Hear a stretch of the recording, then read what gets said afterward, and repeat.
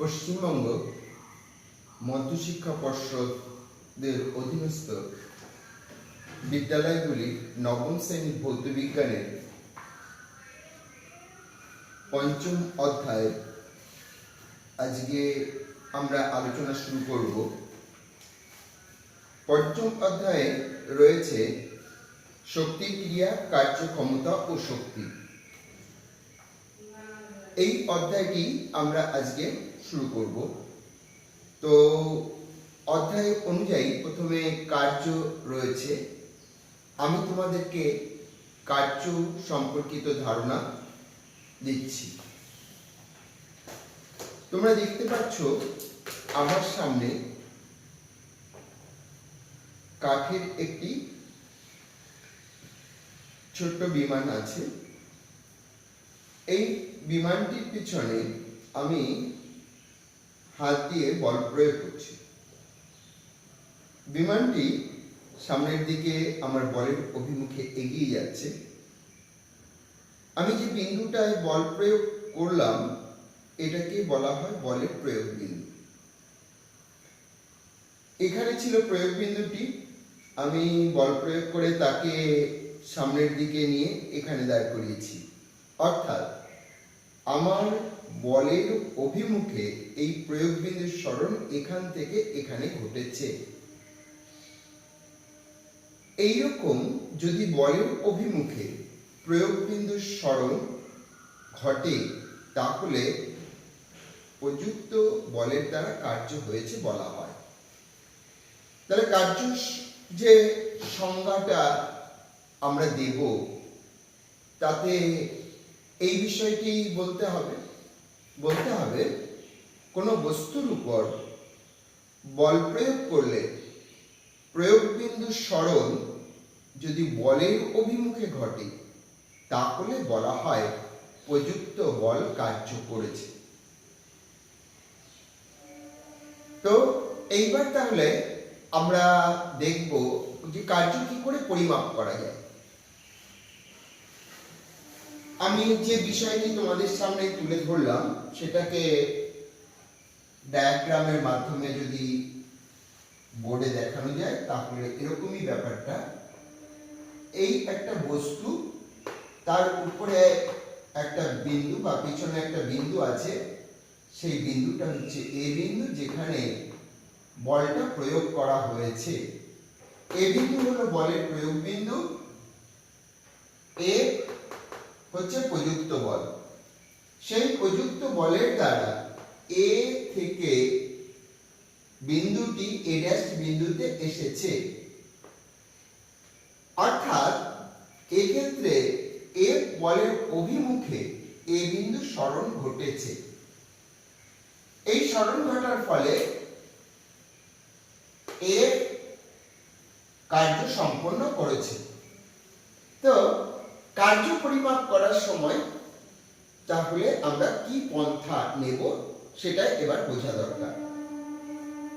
বিষয়টা দেখো, কার্য যখন সংগঠিত হলে দুটি ব্যাপার তার সঙ্গে সম্পর্কিত। প্রথমত বস্তুর উপর প্রযুক্ত বল, ইংরেজিতে যাকে বলা হচ্ছে ফোর্স, সেই জন্য সেটাকে এফ দ্বারা নির্দেশিত করা হয়েছে। দ্বিতীয়ত ওই এফ বলের প্রভাবে বলের প্রয়োগ বিন্দুর সরণ ঘটেছে, সেই সরণের সঙ্গে কার্য সম্পর্কিত। সরণের ইংরেজি ডিসপ্লেসমেন্ট, তাই তাকে ডি দ্বারা চিহ্নিত করা হয়েছে। আর কার্য যেহেতু এই দুইয়ের উপর নির্ভরশীল, সেই জন্য এই দুইয়ের গুণফল হলো কৃতকার্য। অর্থাৎ কৃতকার্য ইজ ইকুয়াল টু বল ইনটু বলের অভিমুখে বলের প্রয়োগ বিন্দুর সরণ।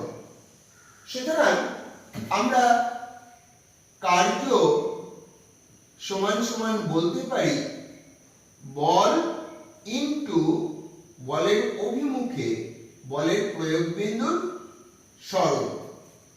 এই হচ্ছে কার্য মাপার পদ্ধতি, বল আর সরণ গুণ করেই কার্য পাওয়া যায়। এখন কথা হচ্ছে কার্য কি ধরনের ভৌত রাশি।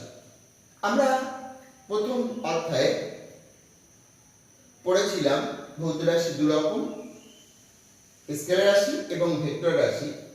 একটা আশ্চর্যের বিষয় হলো এখানে বল নির্দিষ্ট অভিমুখ এবং মান আছে, ফলে এটা ভেক্টর রাশি।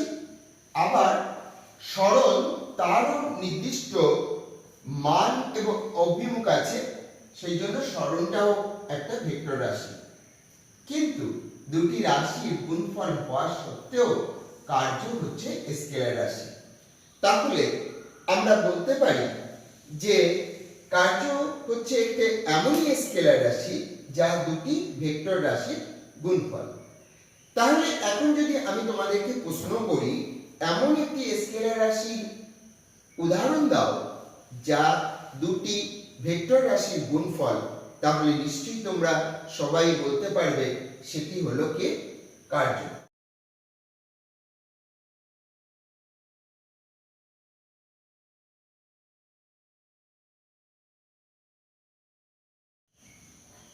কার্য পরিমাপ করতে হয় বল গুণ সরণ করে, এটা আমরা জেনেছি।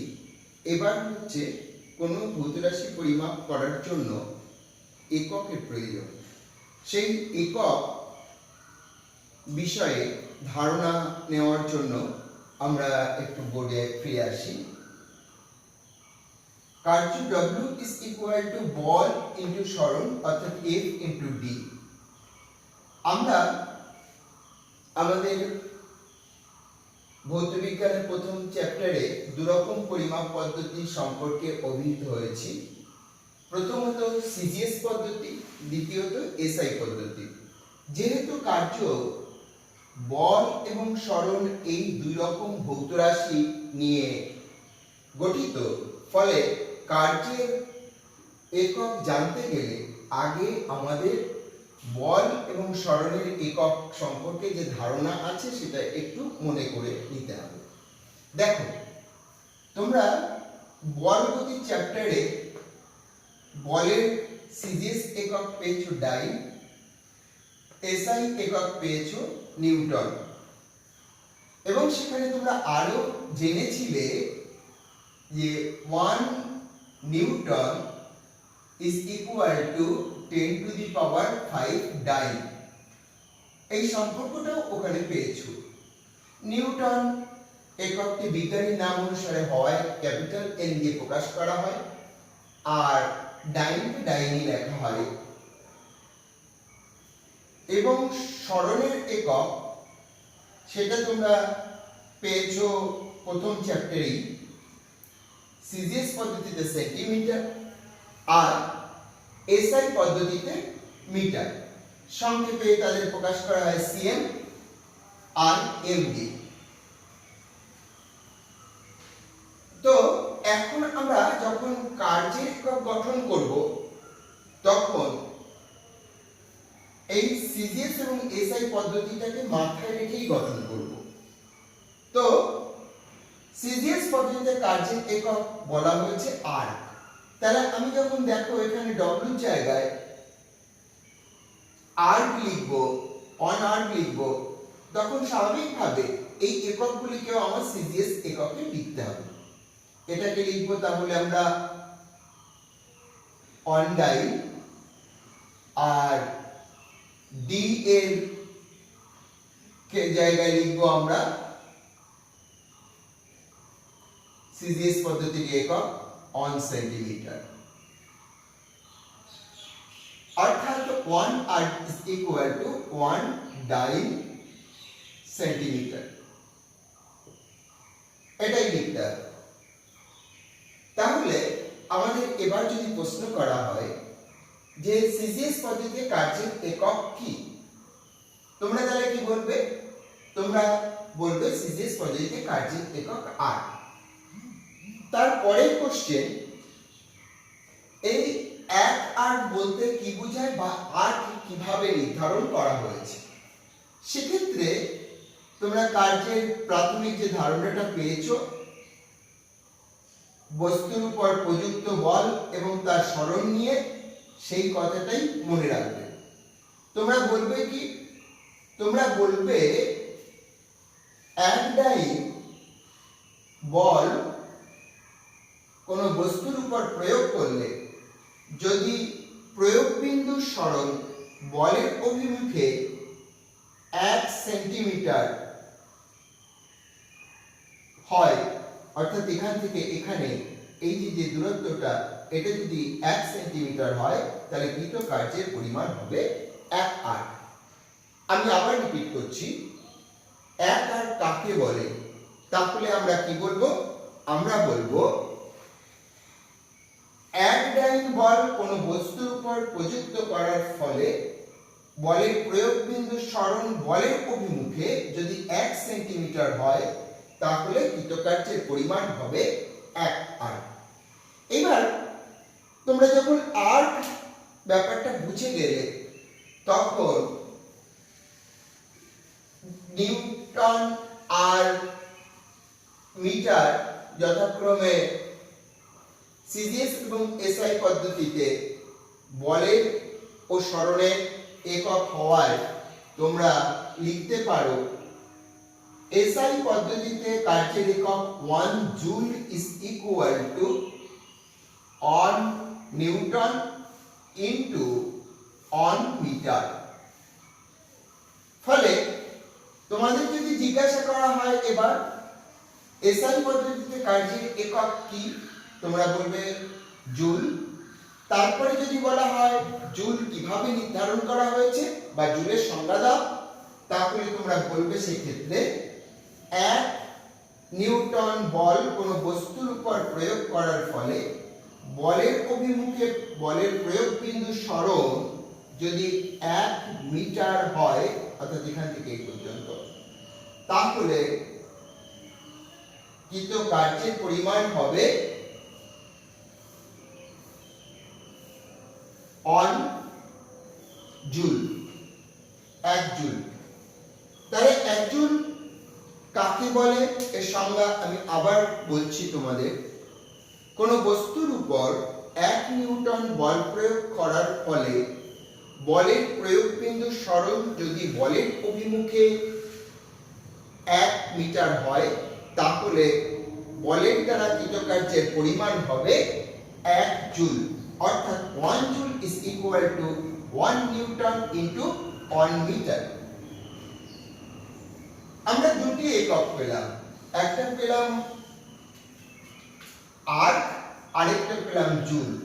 এই দুটি এককের মধ্যে যদি সম্পর্ক নির্ণয় করতে দেয়, তাহলে সেক্ষেত্রে তুমি কিভাবে করবে?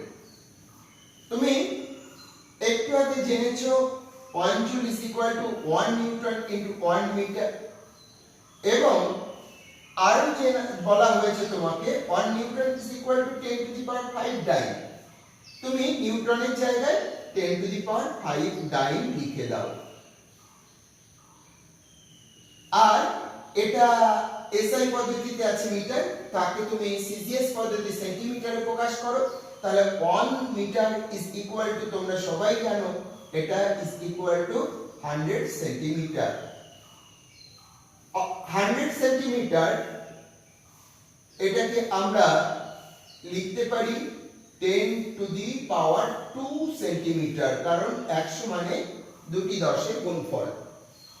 সূচকের নিয়ম অনুসারে তোমরা দেখেছো সেখানে যে যখন গুণ হয় তখন তার পাওয়ার গুলির মধ্যে সংযোগ হয়, অর্থাৎ যোগ হবে।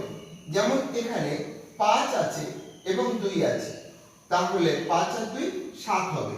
ফলে বলা যায় 1 joule is equal to 10 to the power 7 dyne centimetre. Dyne centimetre মানে তো আমরা শিখেছি আর, অর্থাৎ 1 joule is equal to 10 to the power 7 erg. তাহলে এটা হলো গিয়ে জুল এবং আর এর মধ্যে সম্পর্ক।